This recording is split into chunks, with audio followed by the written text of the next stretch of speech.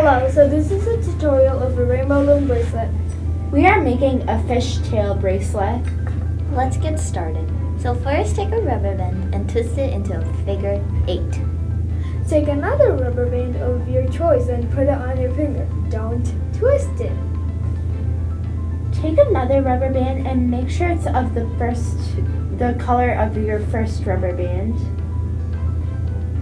Take the bottom rubber band and put it on the top of the other rubber bands. Repeat the process until desired size. Don't get your colors mixed.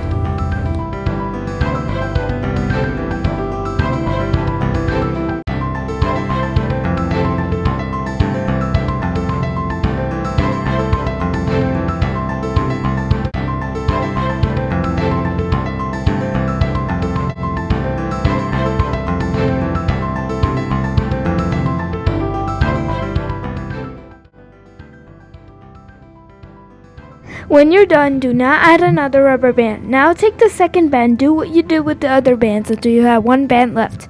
At last, take your S hook and then take your bracelet off your fingers and then add the S hook.